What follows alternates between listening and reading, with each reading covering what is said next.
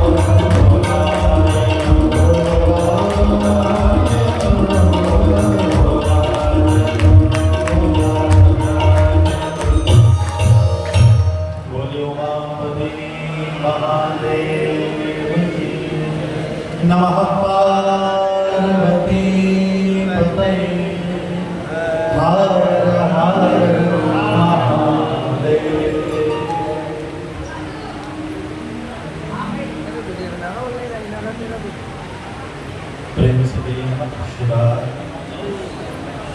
नमः शिवाय नमः शिवाय।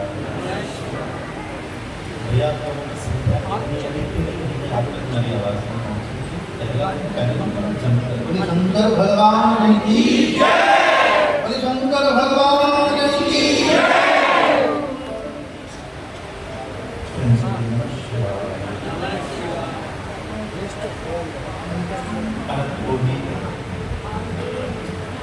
ब्रह्मांड नायक श्रीमद सतगुरुदेव जी के पावन चरण कमल में प्रणाम करते हुए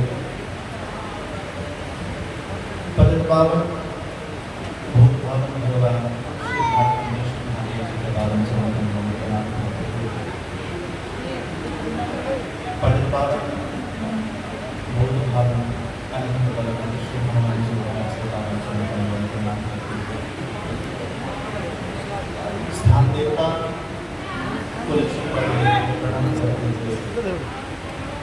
आप सभी के विराजमान परमेश्वर को प्रणाम करते हुए ये व्यासपीठ आप सभी का यहाँ शिव कथा के प्रथम दिवस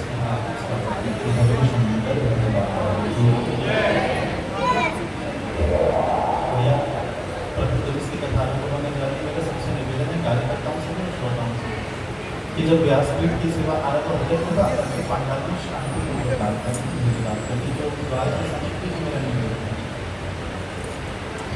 क्योंकि भैया जितनी शांति के साथ आदमी के साथ आप कथा सुनिए ये बात अलग है।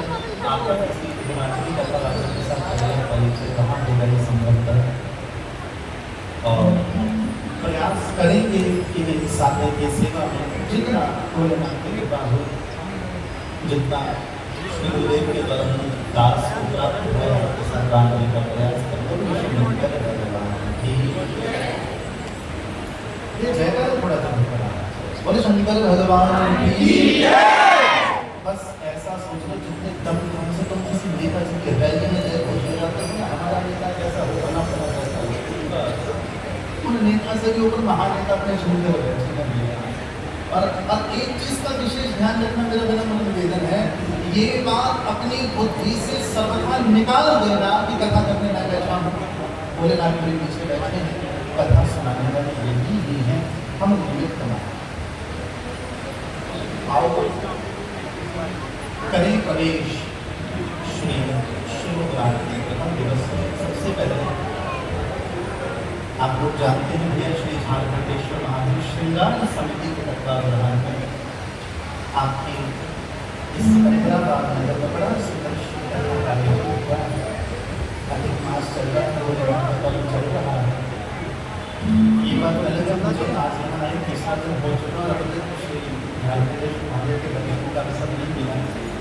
आज प्रयास करेंगे के बाद भोलेनाथ क्योंकि जो मुख्य यजमान नहीं है मुख्य वक्ता है आज उनसे मिलने जाने का प्रयास करेंगे। आओ किसी कवि की चंद पंक्तियों से आज आपका प्रवेश कराऊं कथा में। कोई कवि बड़ा सुंदर कहते हैं ये मस्तों की प्रेम सभा है यहाँ संभल कर आना जी जो भी आए शिव शंकर का हो जाए जीवन में ऐसा बरसे रंग यहाँ पर जन्म जन्म तक मन भीगे होली बिना चुनरिया भीगे सावन बिना भवन भीगे टिकट टिकट कुछ नहीं यहाँ पर दिल का तो नजर आना ये मस्तों की प्रेम सभा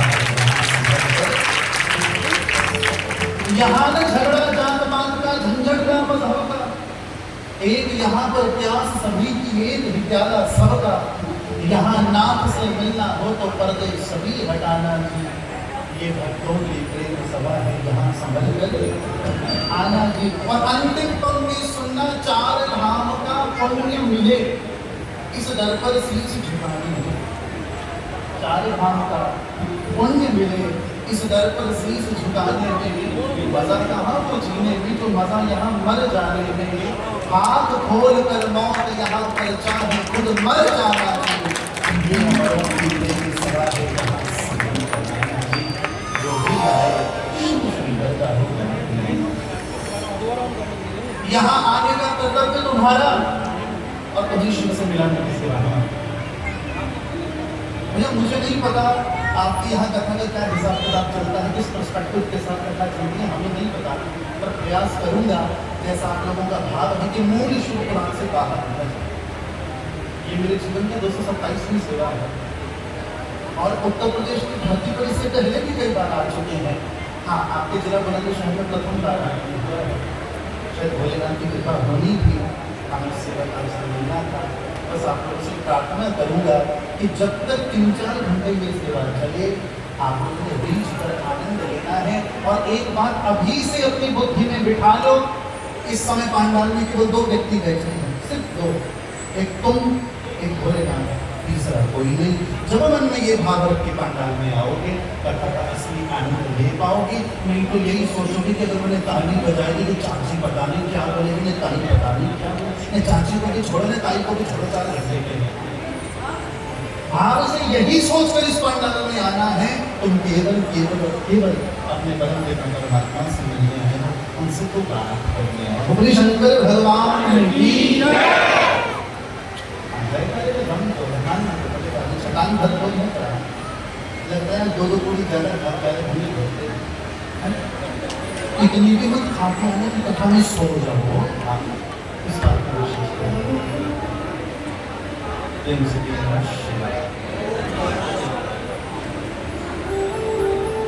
भगवान वेद व्यास द्वारा रचित एक दिव्य ग्रंथ जिसका नाम शिव महापुराण, बहुत अधिक विस्तार में देते हुए शिव महापुराण आप सभी जानते हैं 7 संहिता में चलती है, 24,000 श्लोक हैं। विद्येश्वर संहिता, रुद्र संहिता, शुक्ल संहिता, कोटि रुद्र संहिता, उमा संहिता, कैलाश संहिता, वायवीय संहिता, ये 7 संहिताएं हैं जिससे शिव पुराण बताते हैं। ये बात अलग है, शास्त्र कहते हैं शिव पुराण की कथा 11 दिवस की हो, 7 दिवस की सेवा का अलग हिसाब किताब चलता है। तो हम प्रयास करेंगे कि जो 11 दिन की सेवा है वो 7 दिन तक आप लोगों की मंत्र में मांगी जाए। पूरे शंकर भगवान की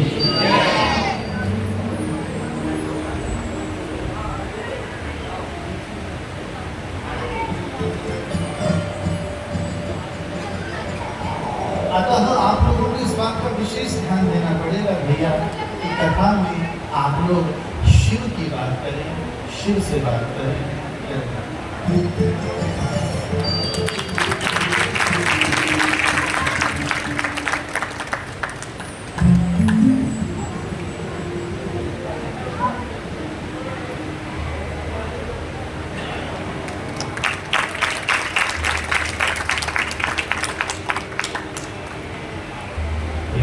नमः शिवाय, नमः शिवाय, नमः शिवाय।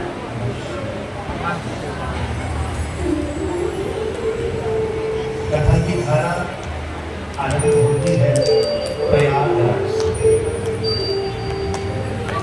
एक विशाल वटवृक्ष के नीचे श्री सूत जी महाराज बैठे हैं, सामने नत होकर प्रणाम करने के लिए श्री स्वामी जी महाराज बैठे हैं। स्वामी जी महाराज सूत जी से प्रश्न पूछते हैं, हे सूत महाप्राज्ञ सर्वसिद्धांत प्रभो, आख्याहि मे कथा सारं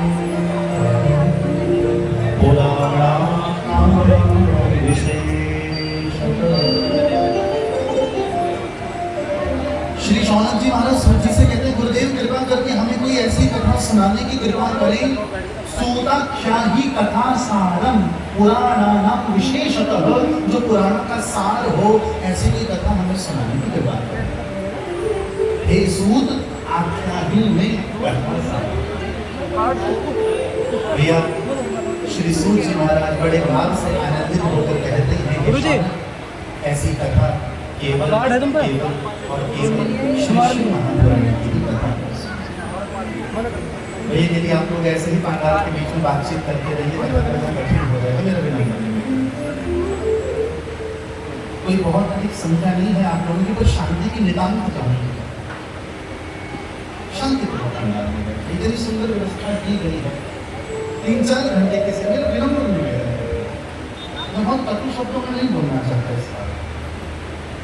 जहां स्थान मिले पूरा पंडाल है इस समय, जहां स्थान मिले वहां शांति पूर्वक बैठे हैं। पर विनम्र निवेदन, जब कथा आरंभ हो तो मर्यादा बने। बोले शंकर भगवान जय। सूताख्या ही कथा सारम पुराणानाम विशेषतः। ये सूत जी महाराज हमें कोई कथा सुनाने की कृपा करें। सूत जी महाराज कहते हैं भैया ऐसे करो तो केवल शिव पुराण की कथा हो सकती है। ये मानव पाप तो दुराचार रला खलाहा कामादि निरतांजनते विशुद्धंजनी। भैया शिव पुराण में बड़ी सुंदर बात कही गई कि हम लोग अपने जीवन में उतने पाप कर नहीं सकते जितने पापों से मुक्त करने की शिव पुराण सामर्थ्य रखती है।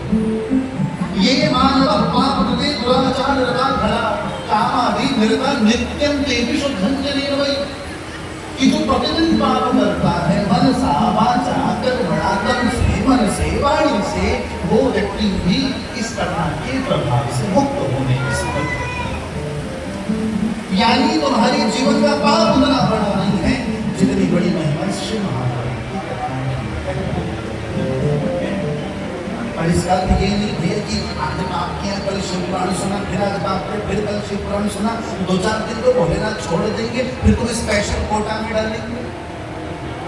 अब कोई व्यक्ति पुलिस के द्वारा एक बार धरा जाए पुलिस छोड़ देगी, दूसरी बार धरा जाए पुलिस छोड़ देगी, तीसरी बार धरा जाए पुलिस कहेगी भैया ये आदतन अपराधी है, डालो जाए।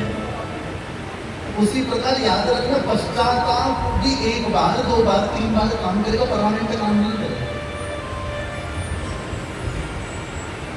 सर्वेषां वर्णितं सद्भिः सर्वपापविशोधनम्। यानी एक व्यक्ति जो बड़े भाव से शिव महापुराण की कथा का श्रवण करता है, शिव महापुराण कहता है भैया उसके ऊपर भोलेनाथ की कृपा अवश्यंभावी होती ही होती है। शौनक जी कहते गुरुदेव आपकी बात पर मान लिया, कोई प्रमाण है? आप कोई प्रमाण दे तो हमें मानने में भी आनंद आए। श्री सूत जी महाराज कहते हैं प्राचीन समय में बाष्कल नामक नगर में ब्राह्मण रहता था जिसका नाम था देवराज। ध्यान से सुनिए, अब वो जो देवराज है भैया खूब पापी है, नाम का ब्राह्मण है, जन्म का ब्राह्मण है, बाकी ब्राह्मणों वाले कोई लक्षण नहीं है। चोरी करता, लोगों से धन ऐंठता, मांस खाता, मदिरा पीता, ऐसे करते करते उसका अपना जीवन निकाला। एक बार क्या हुआ, इस देवराज नामक ब्राह्मण के गांव में अकाल पड़ गया।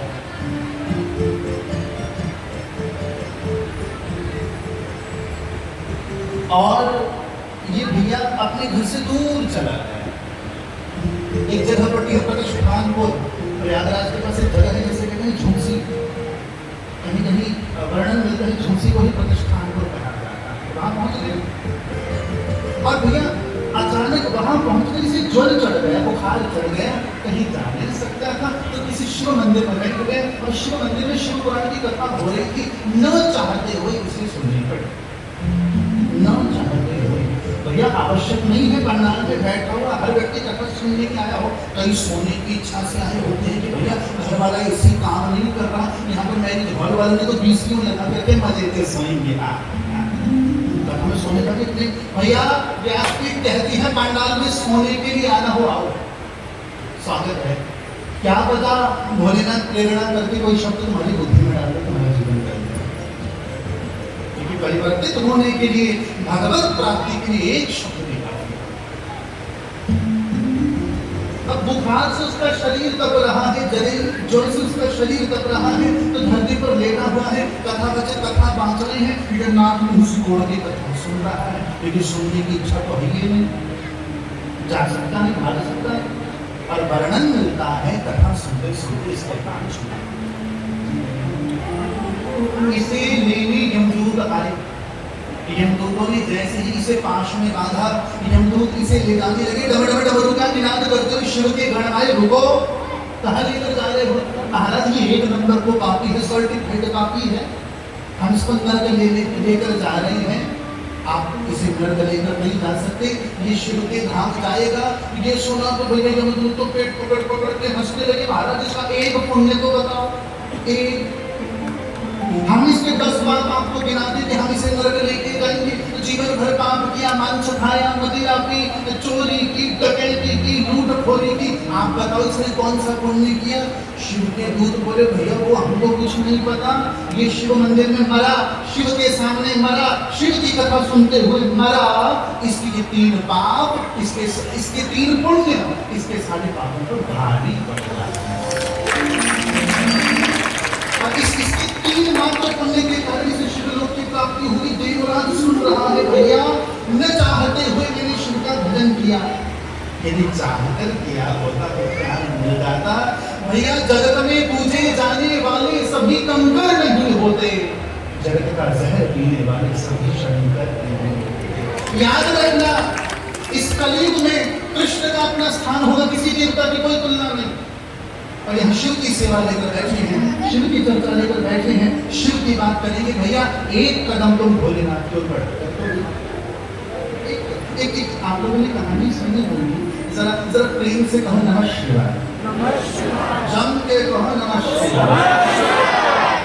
हाँ, लगना चाहिए भैया, इतना भी जोर से नहीं बोलो कि समझना है कथा सुनने आए हुए आक्रमण करने आए।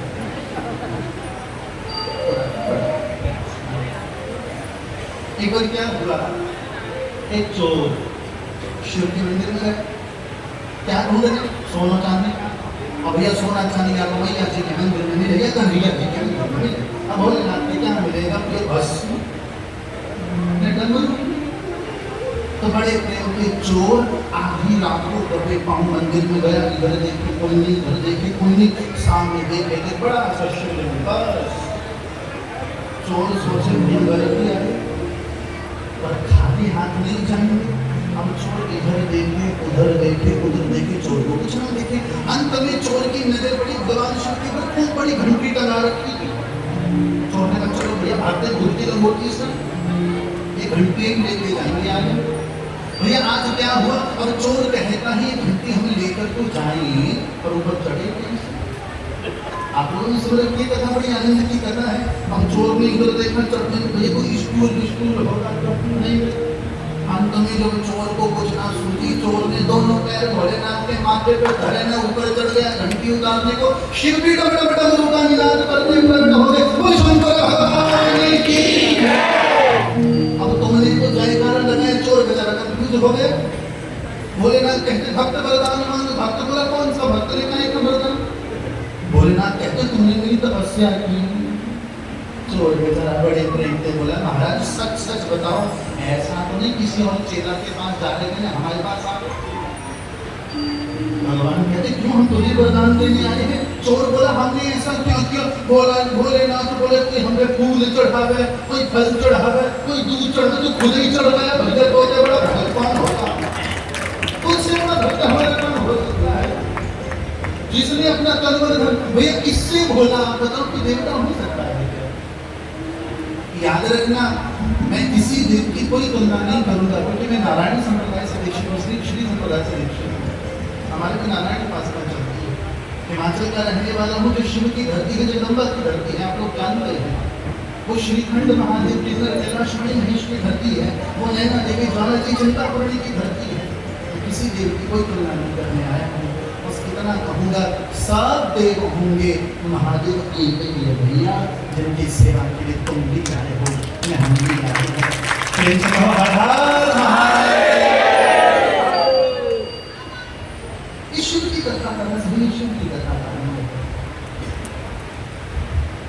अब ये बात शानक जी ने सुनी, शानक जी बड़े प्रसन्न हुए। शानक जी बोले गुरुदेव एक कथा से मन नहीं भरा महाराज, एक छोटी सी बात हो जाए तो मजा आ जाए। महाराज ने कहा एक और सुन कौन मेरा करता है। यहाँ शिव पुराण की कथा कहती है, प्राचीन समय में भैया समुद्र किनारे नगर था, जहाँ पर एक पति पत्नी रहती है। पत्नी का नाम है चंचुला, पत्नी का नाम है बेंगो। बड़ी प्रसिद्ध, जैसे आप लोग भागवत सुनते हो ना, उसमें धुंधुकारी में धुंधुली की कथा आती है। शिव पुराण में बेंगो और चंचुला की कथा। कथा क्या कहती है, ये दोनों है तो ब्राह्मण, ब्राह्मण पन्ने से इनका दूध तक कोई लेना नहीं, जीवन भर पूजा पाठ से दूर रहे, जीवन भर भगवान नाम संकीर्तन से दूर रहे। अंत में करते करते प्राण छोड़ गए। और आप आप लोगों ने देखा होगा बड़े से बड़ा धूर्त व्यक्ति भी होगा, बुढ़ापे में उसे माला की याद आ जाती है। जो जिंदगी भर पैसा पैसा करेगा वो भी अंत में आके कृष्ण कृष्ण करने ही लगेगा। तो गड़बड़ इस बात की है, बार बार वो निज तन करानी अंतराम कहिया। ऐसे एक बात बताओ, लैंग्वेज में कोई भाषा की कोई दिक्कत तो नहीं होगी? आपकी भाषा होती ना मुझसे सुना देते भैया, पर हिंदी का अपना ही आनंद है। उत्तर भारत चलेगा ना दक्षिण भारत चलेगा, समान ही चलता है। तो ये चंचला बूढ़ी हो गई और चंचला ने अपने बच्चों से कहा, अपने पोतों से कहा, बेटा मैंने जिंदगी भर पूजा पाठ कुछ नहीं किया, ऐसा करो मुझे कोई तीर्थ दिखा कर दो। पूरे परिवार के साथ चंचला तीर्थ में गई। दक्षिण भारत में तीर्थ पड़ता है जिसका नाम है गोकर्ण। तीर्थ का नाम है वो तो भद्रा नदी के किनारे। वहाँ भैया आप लोग भी अपने परिवार के साथ कभी वृंदावन काशी अयोध्या जाते होंगे और परिवार के हर मेंबर की मानसिकता अलग होती है तीर्थों में। बच्चे घूमना चाहते हैं, फोटो खींचना चाहते हैं, बुजुर्ग कथा सुनना चाहते हैं, माला बीच वाले चाहते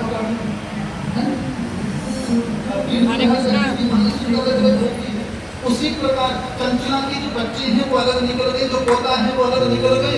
अकेली बची चंचला तो भैया को भटकती भटकती भटकती भटकती किसी शिव मंदिर को पहुंची। चंचला ने क्या देखा, वहां पर बड़ी सुंदर शिव पुराण की कथा चल रही थी। चंचला को मन लग गया। चंचला वहां पर कथा सुनने के लिए बैठी। ये शिव पुराण में अंत के दिन में नरक की कथा है। नरकों भागवत में आती है। अब नरकों की कथा का प्रसंग चल रहा था। चंचला के कान में शब्द पड़े। जो कथा सुना रहे थे उन्होंने कहा जो ऐसा करता है वो ऐसा होता है, जो ऐसा करता है। चंचला दहाड़े मार मार कर रोने लगी। कथावाचक को बड़ा आश्चर्य हुआ,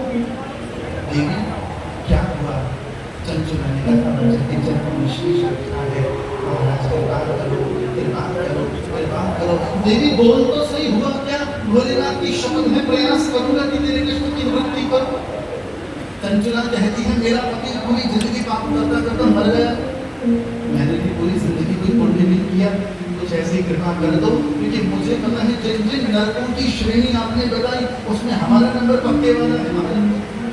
कुछ ऐसी कृपा कर दो। इन नरकों का दर्शन मुझे स्वप्न में भी। शिव महापुराण में जो सबसे श्रेष्ठ शिव का मंत्र कहा गया है वो है पंचाक्षर, और आप सब उस मंत्र से परिचित हैं। वो मंत्र है नमः शिवाय। आज कथावाचक ने चंचला के कान में वो मंत्र फूंका। दूसरा, जब शिव की शिवलिंग की पूजा की बात आती है तो हम लोग करते हैं पार्थिव पूजन। पर क्षमा करना, व्यासपीठ पर थोड़ा कड़वा हूँ कुछ बातों को लेकर। आजकल पार्थिव पूजन के नाम पर कहीं ना कहीं अनाधिकारिकता दिखाई देती है। मैंने देखा है लोग जब पार्थिव शिवलिंग बनाएंगे, मिट्टी का शिवलिंग बनाएंगे, उस पर आंखें, नाक, मुंह, मूंछ सब बनाते हैं। नहीं, शिव पुराण उठाकर देख लो। शिव पुराण कहता है नंबर 1, पार्थिव शिवलिंग अंगूठे से बढ़ाना। दूसरा, पार्थिव शिवलिंग में योनि बनाने की आवश्यकता नहीं होती है। शिवलिंग के दो भाग होते हैं, नीचे का भाग योनि कहलाता है, ऊपर का शिवलिंग कहलाता है। शिवपुराण कहता है पार्थिव शिवलिंग में योनि बनाने की कोई आवश्यकता नहीं है। और पूरा अगर आपने योनि बनानी भी है तब भी शर्त क्या है? पूरा शिवलिंग एक साथ बने, टुकड़ों में ना बने कि योनि अलग शिवलिंग अलग भी वो चिपका दिए। संत ने चंचला को मंत्र दिया, देवी तू ऐसा कर, तू प्रतिदिन पार्थिव शिवलिंगों का पूजन कर, प्रतिदिन शिव का पूजन कर, मंत्र का जाप कर, शिव की कृपा रही तो शिव मिलेगा। तुम मिलो न मिलो अलग बात है, हम कोशिश भी ना करेंगे। प्रभु प्रयास करना हमारा काम है, आना नाना काम है। मेरा चाहत करूँ, ये मेरा काम है मेरा चाहत करूँ आपकी। मुख से पर्दा हटाना तेरा काम है मेरा चाहत करूँ। भक्त का काम है कि वो आवाज दे। क्या काम है तुम्हारा? आवाज दे। भक्त का काम है कि वो आवाज दे, आगे आना ना तेरा काम है, मेरा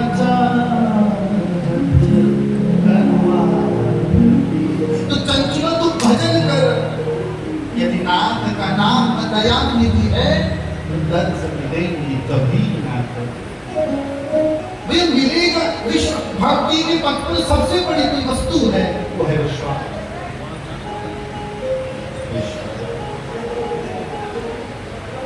और यदि तुम्हारे भीतर विश्वास नहीं है, तुम्हें सामने खड़ा हुआ शंकर की ढोल दिखाई देगा। और यदि विश्वास होगा तो सांस को बहु भी शंकर की जगह से दिखने वाला है नहीं, मुश्किल बात। जिस दिन सांस को बहु में शंकर दिख जाए, भारत स्वर्ग बन जाए। ये बात सांसों को कुछ कम अच्छी लगी, तभी सांसें मुस्कुरा कर रही। हम कई बार आनंद में कहते हैं कि जब तुम्हारे घर में बेटे की शादी हो ना, पति पत्नी की कुंडली मत मिलाए और सांस को भी मिलाया। इतनी मिल गई तो सारा की मिल गया। ससुर को कोई देना देना नहीं, वो बेचारा आसमान पकड़ने मौसी पे बैठा होगा। पति बेचारा सोचेगा बंध गए तो निभाने में बची कौन, सांस में बहुत। बोलना बड़ा सरल है कि तुम्हें को सर्वम मम देव देव। बोलना बड़ा सरल है, तुम हो एक गोचर सबके प्राणपति। बोलना बड़ा सरल है, सदा वसंत हृदयाल रविंदे। जब मानने की बारी आती है कैसे काम हो जाता है। तो आनंद को कथा बातें चंचला से कहते हैं, देवी को भजन कर, देवी को पार्थिव पूजन कर, देवी को नमः शिवाय कर। आज चंचला मिट्टी से पार्थिव शिवलिंग बनाती है, प्रतिदिन उनका पूजन करती है, आरती करती है, विसर्जित करती है, जाप करती है, नमः शिवाय नमः शिवाय नमः शिवाय। ऐसे ही शिव का जाप करते करते एक दिन चंचला के प्राण। और आनंद की बात देखो, मैंने सारे सहारे छोड़ दिए, तेरा सहारा। और चंचला के ऊपर क्या कृपा हुई, चंचला को भगवान शिव के गण शिवलोक लेकर गए, पर चंचला को शिव के दर्शन। चंचला को जगदम्बा पार्वती ने अपनी सखी बनाया। ठीक। और एक दिन भगवती जगदम्बा कहती हैं, चल मैं तुझे शिव का दर्शन। भैया विनम्र प्रार्थना करो, देवी भागवत में इस बात को लिखा है, राम शिव कृष्ण विष्णु इन सब की उपासना तुम बिना दुर्गा के करोगे, बिना शक्ति के करोगे, तुम पाओगे। अकेले कृष्ण कृष्ण कृष्ण करोगे घटक जाओगे, अकेले राम राम राम करोगे फंस जाओगे, अकेले शिव शिव शिव करोगे। आज भगवती जगदम्बा पार्वती चंचला से कहती है, चल तुझे शिव का दर्शन करवा के लाती हूँ। चंचला की हृदय की गति बढ़ने लगी। वो कैसा समय होगा, वो कैसा माहौल होगा जब वो मेरे सामने होंगी, जिनका पांच शब्द है मंत्र में, नाम शिवाय। और शिव के मुख कितने हैं? एक बार ध्यान रखना, शिव पुराण कहता है शिव अलग है, महेश अलग है, रुद्र अलग है। ये शिव पुराण की कथा कहती है सबसे ऊपर की शक्ति शिव। तो असली वाली बोली, इसका मतलब ये नहीं कि भगता की नकली बोल रहे हैं, ऐसा कुछ नहीं है। तो जो मूल शक्ति है शिव की, वो 5 मुख 10 हाथ 15 नेत्र। आज जैसे ही चंचला भगवान के मुख्य भवन में प्रवेश करती है, चंचला देखती है सामने शिव भगवान बैठे हैं। ध्याये नित्यं महेशं रजतनिभं चारुचन्द्रार्करञ्जं रत्नाकल्पोज्ज्वलाङ्गं परशुभ्रवराभीहस्तं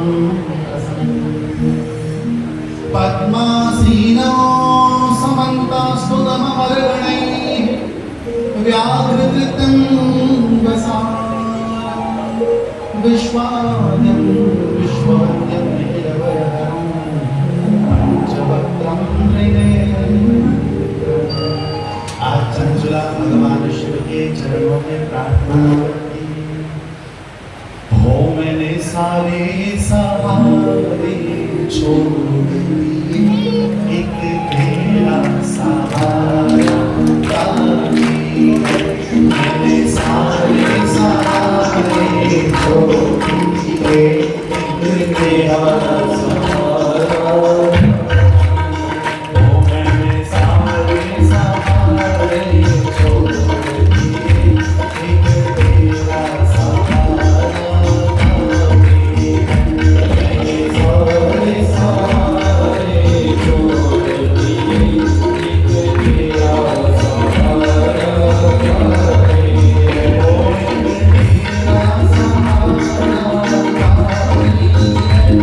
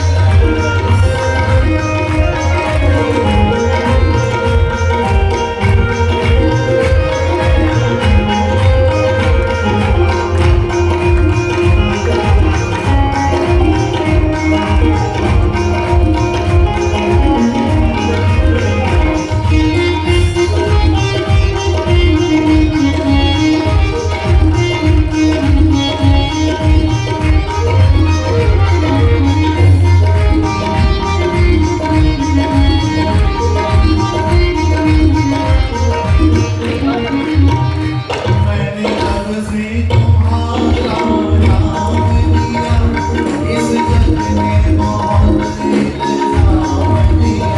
मैंने जब से तुम्हारा नाम लिया, इस जग में बहुत इल्ज़ाम दिया। मैंने जब से तुम्हारा नाम लिया, इस जग में बहुत इल्ज़ाम दिया। मैंने जब से तुम्हारा नाम लिया, इस जग में बहुत इल्ज़ाम दिया। इस जग में बहुत इल्ज़ाम दिया, इस जग में बहुत इल्ज़ाम दिया। जब तूने मुझे यूं थाम लिया, जब तूने मुझे यूं थाम लिया, बस मेरा गुजारा काफ़ी है। सहारे छोड़ दिए, मेरा सहारा काफ़ी है। कोई मेरा सहारा काफ़ी है, और मेरा गुजारा काफ़ी है। लेकिन मेरा सहारा काफ़ी है, लेकिन मेरा सहारा काफ़ी है। कोई मेरा सहारा काफ़ी है, और मेरा गुजारा काफ़ी है। लेकिन मेरा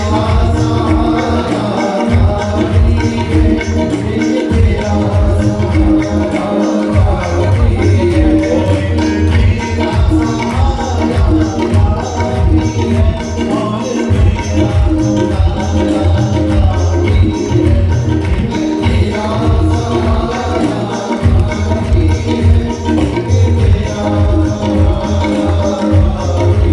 ओ मुझे चाह नहीं दुनिया में, लेकिन मेरा नज़ारा काफ़ी है। मुझे चाह नहीं मेरा नज़ारा काफ़ी है।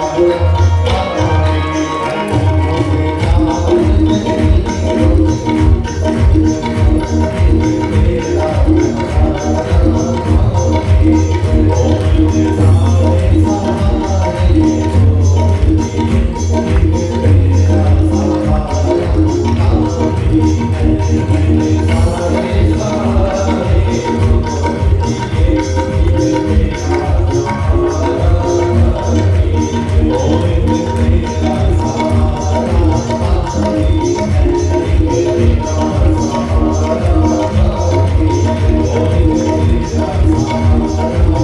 काफ़ी है। ओ लेकिन मेरा सहारा काफ़ी है, लेकिन मेरा सहारा काफ़ी है। ओ लेकिन मेरा सहारा काफ़ी है, लेकिन मेरा सहारा काफ़ी है। ओ लेकिन मेरा बोले शंकर भगवान की, रमापति महादेव की। प्रेम से कहिए नमः शिवाय, नमः शिवाय, नमः शिवाय। हो मैंने जब से तुम्हारा नाम लिया, इस जग में बहुत इल्ज़ाम दिया। मैंने सारे सहारे छोड़ दिए, मेरा सहारा काफ़ी है। मुझे चाह नहीं दुनिया भर की, एक मेरा नज़ारा काफ़ी है। भगवान की कल आप लोग जानते हैं, कल स्कंदगिरी शोभा यात्रा भी कलश यात्रा हुई, और कल की कलश यात्रा मेरे लिए थोड़ी यूनिक रही है, क्योंकि कल की शोभा यात्रा में एक मुझे ऐसा गिफ्ट मिला चलते चलते। भैया मैं कभी सोच भी नहीं सकता था कि कोई भावुक भक्त ऐसा भी गिफ्ट कर सकता है। क्योंकि आप लोग जानते हैं, जब यात्रा आरंभ हुई, मौसम बढ़िया था, फिर बीच में बर्फा रानी आए गई था, गीती कर गई था। हम चाहते हैं लेके कोई आवे हाथ चढ़ावे, कोई आवे भूल दे, कोई नमस्ते करे, एक पता नहीं कौन कोई बड़ा गजब का भगता रथ पे बड़ा हमको सैनिटाइजर दे के गया। सीधी रथ पे गया, लो भारत सैनिटाइजर। हमको समझना भैया हम बाहर खाने जा रहे हैं। तब भी हम सोचे कि भोलेनाथ तेरी लीला पे कोई पार नहीं पा सकता। कितने प्यारे प्यारे, कितने गजब गजब के भक्त मिलते हैं यार। रात सोच सहने का वो व्यक्ति बड़ी बहादुर से रथ पर चढ़े। हम ये तो अच्छा हुआ शुरुआत में सैनिटाइजर आते तो लोगों को चढ़ना भी तो लगता था, आदत नहीं थी। आज जैसे ही चंचला ने भगवान शिव का दर्शन पाया है, चंचला भगवान शिव के चरणों में जो फोटो थी भक्तवत्सल भगवान की, क्या सुंदर स्वरूप है शिव का। वंदे देव उमापतिं सुरगुरुं वंदे जगत कारणं, हे जगत के कारण हम आपकी वंदना करते हैं। वंदे मंगल भूषणं मृगधरं वंदे पशूनां पतिं वंदे सूर्य शशांक वह्निनयनं वंदे मुकुन्दप्रियं वंदे भक्तजनाश्रयं जगदं वंदे श्रीशं। नींद तो नहीं आ रही, पहले कंफर्म करना, नींद तो नहीं आ रही। कथा में यूं आती है नींद। हमारे कलयुग की सबसे बढ़िया देवी कौन सी है? निद्रा। जय निद्रा मैया, जय जय निद्रा मैया, कथा में करवा देवी दुर्ताता मैया, जय निद्रा मैया। घर में भैया पूरे रात कभी बल्लन को बैठे, कभी बल्लन को बैठे, कभी टीवी के चैनल बदले के चैनल गोली खाएंगे, नींद नहीं आती और कथा में बैठे ही गए। ये कथा के सुख में, अरे भैया एक बात बताओ, कोई खदा हर बच्चा आएगा उसे सबसे अच्छी नींद आएगी माँ की गोद में, ये पिता की गोद में। भैया हर चीज को सकारात्मक भाव में देखते हुए पॉजिटिव वे में देखा। शंकर भगवान एक दिन भगवती जगदम्बा पार्वती श्रृंगार कर रही थी, चंचला साथ में बैठी, चंचला बड़ी उदास है। पार्वती जी ने पूछा, और पार्वती जी कहती है बड़े आश्चर्य की बात है कि कैलाश पर्वत पर आकर शिव के दर्शन करके पार्वती की सखी होकर भी कोई उदास है। चंचला कहती माँ मेरे मन में एक खेद है। भगवती को चंचला कहती है मैंने भजन कर लिया, मुझे संत मिल गए, मुझे मंत्र मिल गया, मुझे आप मिल गई, मेरे पति कहाँ है? मेरे पति कहाँ है? मैं नहीं जानती माँ वो कहाँ है, कैसे है, किस अवस्था में है, किस गति में है। भगवती जगदम्बा ने कुछ सोचा और कहा देवी तेरा पति इस समय विंध्याचल पर्वत पर प्रेरित है। माँ मैं आपके चरणों की चंचलिका हूँ, मैं आपके चरणों की दासी हूँ और मेरा पति प्रेत बना रहे हैं। तुम्हारे पिता तो कौन पूछेगा? पकड़ लो हाथ बनवारी, नहीं तो डूब जाएंगे, हमारा कुछ न बिगड़ेगा, तुम्हारी लाज। माँ अपने नाम की लाज रख लो कि तेरे चरणों को पकड़ने वाले को तो अकेला पार नहीं करती। आप लोगों ने सुना होगा भक्त की 21 पीढ़ियां पार होती हैं। कौन सी 21? पिता की पिछली सात, पिता की अगली सात और माता की पिछली सात, ये 21 पीढ़ियां पार होती हैं। मान लो कोई भक्त है तो उसके पीछे की 7 पीढ़ियां पार हो गई, उसकी आने वाली 7 पीढ़ियां पार हो गई और उसकी माँ जिसने उसे गर्भ में धारण की उसकी पिछली 7 पीढ़ियां पार हो गई। भगवती कहती है मैं तेरे पति के मोक्ष का अवश्य कोई प्रयास करूंगी। भैया देवताओं की कैटेगरी होती है जिसे कहते हैं गंधर्व, श्री। उनके जो राजा हैं उन्हें कहते हैं तुम्बुरु। देवी ने तुम्बुरु जी को बुलाया, इधर आओ जी माँ, इसे ले जाओ, इसका पति प्रेत बना हुआ है विंध्याचल पर्वत पर, जाओ जाकर उसकी कथा सुनो। पहली शिव पुराण की कथा होने जा रही है, ये इतिहास की पहली शिव पुराण की कथा किसने सुनाई? गंधर्व राज तुम्बुरु ने। किसे सुनाई? एक प्रेत को। अच्छा ये याद करो, भागवत में आपने सुना होगा धुंधुकारी बैठा नहीं उधर खिसक गया, बैठा नहीं उधर खिसक गया, फिर भी बांस में जाकर बैठ गए। उसी प्रकार अब बिंदु भी प्रेत है, बैठ नहीं सकता, तो गंधर्व राज तुम्बुरु ने से मंत्रों से बात किया और तुम्बुरु जी हाथ में वीणा लेकर कथा सुना है। सोचो पहली शिव पुराण की कथा ही संगीत में हुई है। जब कथा कई बार क्या होता है, हमारे पास कुछ लोग आते हैं, महाराज आपसे कथा करवानी है, पर पर बिना संगीत के। संगीत का तो ये नहीं कि बिल्कुल ही मर्यादाएं छोड़ दी जाए। संगीत का अर्थ जो कथा में सहायक हो। आजकल होता है कि कथा कम होती है, भजन ही भजन चले होती गलत है। अच्छा एक बात बताओ, मैं ऐसे व्यक्ति को भी उत्तर देता हूँ, ये डमरू वाले शिव की कल्पना मैं बिना डमरू के कैसे करूं? बंसी वाले कृष्ण की कल्पना बिना बंसी के कैसे करूं? हमारा कौन ऐसा देव है जो तुम्हें बिना संगीत के मिलेगा? गीतम वाद्यम तथा नृत्यम त्रयम संगीत मुझे। संगीत को हमारे धर्म में परमात्मा से जोड़ा जाता है। संगीत के देवता है, संगीत की देवी है, ताल के देवता है, ताल की देवी है, हर राग के देवता है, हर राग का स्वरूप है। तुम गुरु ने आज कथा सुनाई है बिंदुक को। 11 दिन की कथा में बिंदुक भी मुक्त हुआ है। बिंदुक को दिव्य स्वरूप धारण करवा के शिव के धाम लेकर गए हैं। बिंदुक ने सामने शिव को देखा है, तेरा दर हो मेरा सर हो, ये सिलसिला जीवन हो। भगवान की चरणों में प्रणाम किया है। बजाए लो बजाए पर ढूंढते ही बजाए लो।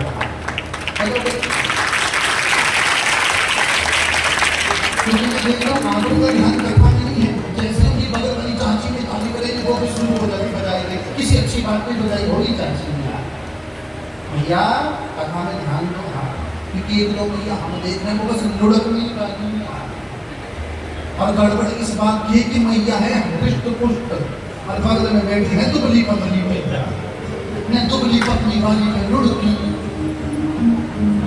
मैया जा बल शंकर भगवान की बस तुम्हें ऐसे चलाना पड़ेगा।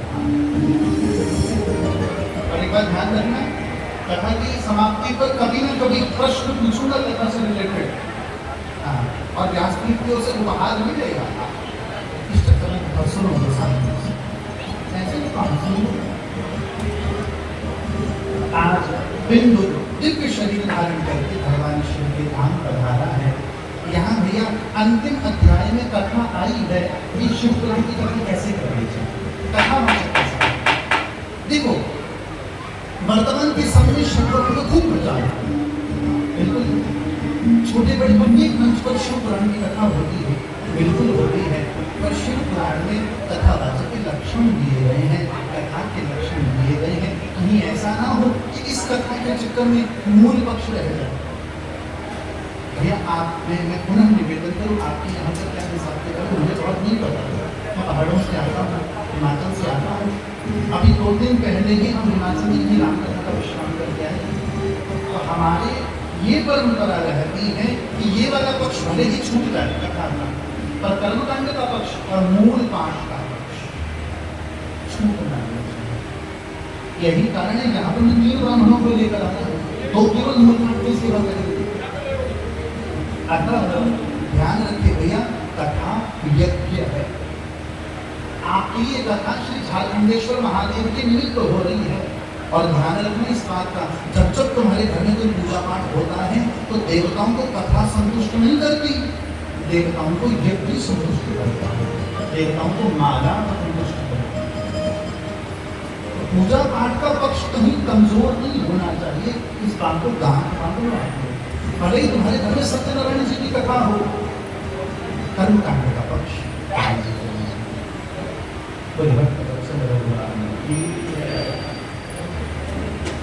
यहाँ बड़ा सुंदर वर्णन आया है। कथा क्या हो, कैसे हो, कथावाचक कैसा हो दिया और किस प्रकार शिव पुराण की कथा हो। जो भी हो इस 7 दिन की सेवा में प्रयास करूंगा, छोटे बड़े जो भी प्रश्न हो आप मेरे साथ साझा करने का अरे निवेदन करूंगा। आपके मन में कोई जिज्ञासा हो, कोई प्रश्न हो, यहाँ जितने भी कार्यकर्ता बैठे हैं इनके माध्यम से वो जिज्ञासा व्यासपीठ पर पहुँचा दें। किसी भी माध्यम से हम प्रयास करेंगे उसी दिन अथवा अगले दिन आपके भाव को लोगों के बीच में भैया एक का प्रश्न कई बार बहुतों की शंका का निवारण करता है। तो झिझकना नहीं। मैं मानता हूँ हमारा निवास यहाँ से थोड़ा दूर है और आप लोग जानते हैं जब बड़े कार्यक्रम होते हैं हर व्यक्ति से मिलना भी संभव नहीं होता। भैया मैं पुनः निवेदन करूँ, मुझसे मिलने का लक्ष्य मत रखो, जिससे मिलवाने आया हूं इस पर नजर रखो। इस बात जब तक हम लोगों ने केवल गुरु जी के चरण पकड़े, तो ध्यान रखना गुरु जी भी पुलिस भी पकड़े। हाँ, जब जब हमको बस गुरु जी में भगवान दिखे, तो पुलिस को गुरु जी में बराबरी दिखे। वहां बारीक बात कहना, कोई व्यक्ति भगवान नहीं है। गुरु का लक्ष्य तुम्हें शिव से मिलवाना है, स्वयं से। प्रेम से कहो नमः शिवाय, नमः शिवाय, नमः शिवाय।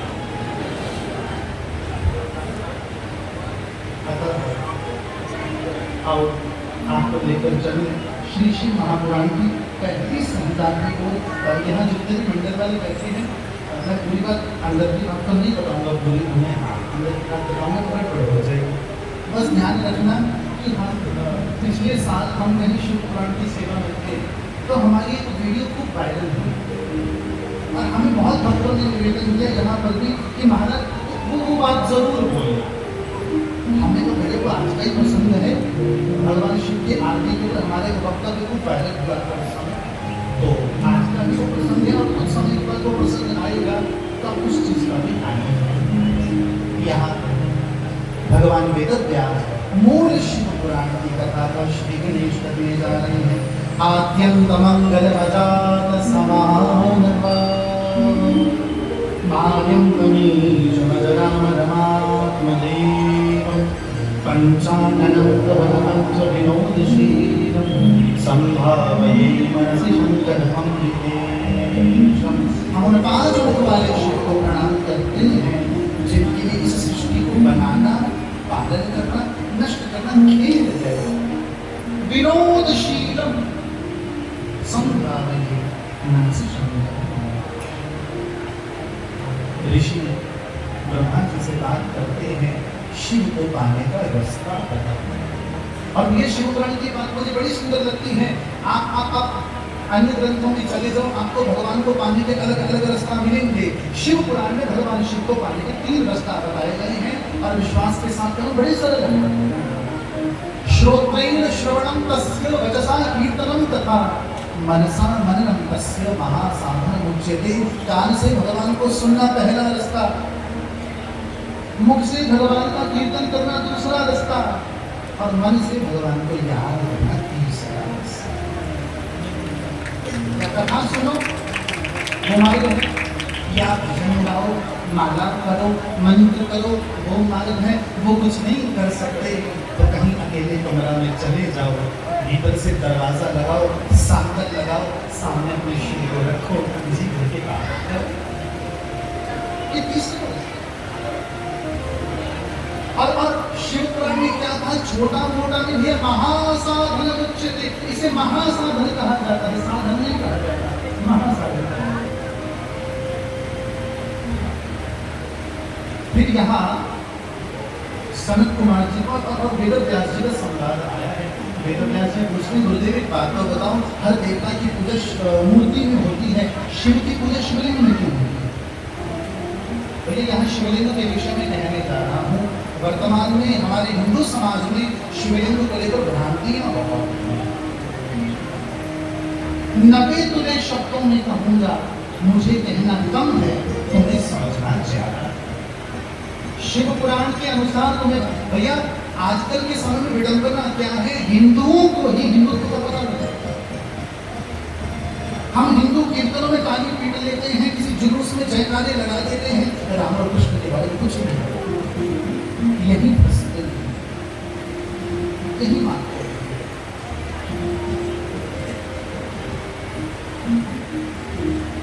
श्री सनत कुमार जी महाराज कहते हैं, सभी देवता सगुण है तो उनकी मूर्ति में पूजा होती है।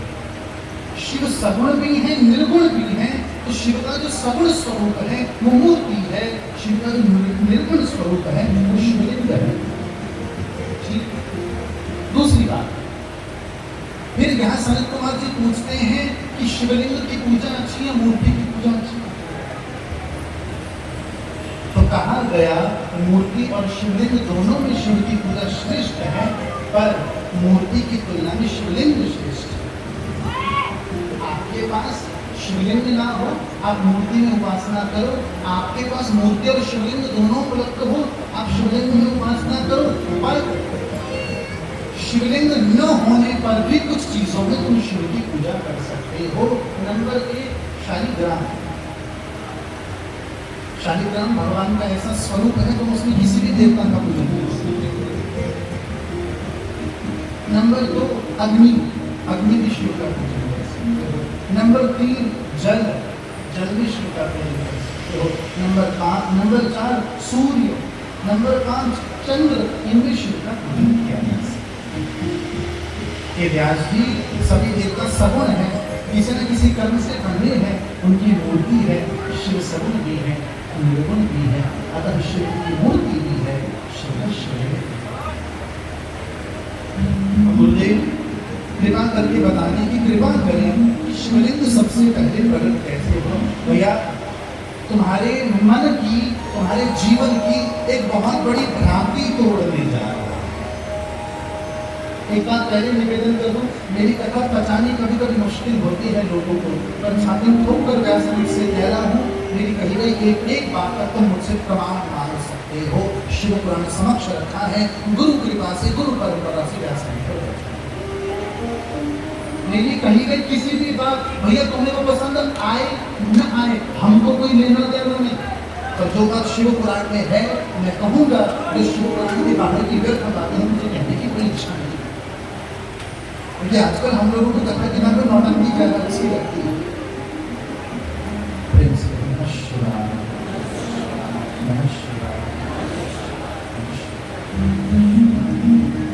एक बड़ी प्रसिद्ध कथा है, आप लोगों ने सुनी होगी। एक बार ब्रह्मा जी और विष्णु जी ने किसी बात को लेकर विवाद होता है, श्रेष्ठता को लेकर। अब ये बात थोड़ी अटपटी नहीं लगती, ब्रह्मा परमात्मा, विष्णु परमात्मा, ये दोनों आपस में लड़ने लगे तो आपका हमारा क्या होगा। ध्यान रखना, जब जब तुम्हें ग्रंथों में कि कोई देवता आपस में लड़ते हुए दिखेंगे, सोच लेना किसी की बुद्धि ठिकाने पर आने वाली, बस इसे कहते हैं लीला। आप लोग जानते हैं ब्रह्मा जी और विष्णु जी में विवाद होने लगा, अचानक दोनों के मध्य में एक अग्निलिंग प्रकटा, अग्नि का शिवलिंग प्रकटा। ये देखो, शिवलिंग के 2 स्वरूप होते हैं, एक ये स्वरूप जिसमें नीचे आधार है, योनि है, ऊपर शिवलिंग है। हम इस समय इस रूप की चर्चा नहीं कर रहे, हम इस समय सिर्फ ऊपर वाले स्वरूप की चर्चा कर रहे हैं, जो केवल शिवलिंग है, बिना आधार का, वो कैसे करता है। इस स्वरूप की चर्चा भी करेंगे। दोनों के मध्य में वो अग्नि का शिवलिंग प्रकटा। एक ने कहा भैया हम ऊपर वाला कोना ढूंढ के आते हैं, दूसरे ने कहा हम नीचे वाला कोना ढूंढ कर आते हैं। विष्णु जी नीचे गए, ब्रह्मा जी ऊपर, ऐसे ही कथा। पर चलते चलते बहुत लंबा समय बीत गया, ब्रह्मा जी को केवड़े का फूल गिरता गिरता मिला। भैया कहाँ से गिर रहा है तू? मैं शिवलिंग के ऊपर से गिर रहा हूँ। कब से गिर रहा है? 40,000 साल हो गए हम लोग गिरते। ब्रह्मा जी का निधान करने भैया ये हमको 40,000 साल यहाँ तक पहुँचने में लगे, हमको तो ऊपर पहुँचने खूब साल लगेंगे। भैया हम तुझे लेकर चलते हैं, तुम विष्णु के सामने कह देना कि मैंने इसका उपदेश किया। गए दोनों विष्णु जी के पास पहुँचे। विष्णु जी कहते हैं मुझे इसका निचला छोर नहीं मिला। ब्रह्मा जी कहते हैं मुझे इसका ऊपरी छोर मिल गया, ये रहा प्रमाण। केतकी का फूल कहते हैं हाँ मैं प्रमाण देता हूँ भैया। ब्रह्मा जी को विष्णु जी बड़े प्रसन्न, महाराज बड़े गणपति निकले आप तो। बस इतना कहने की देरी थी, तभी भगवान शिव बड़े प्रचंड रूप में शिवलिंग में से प्रकटे हैं। भगवान ने यहाँ से देवता प्रकटा है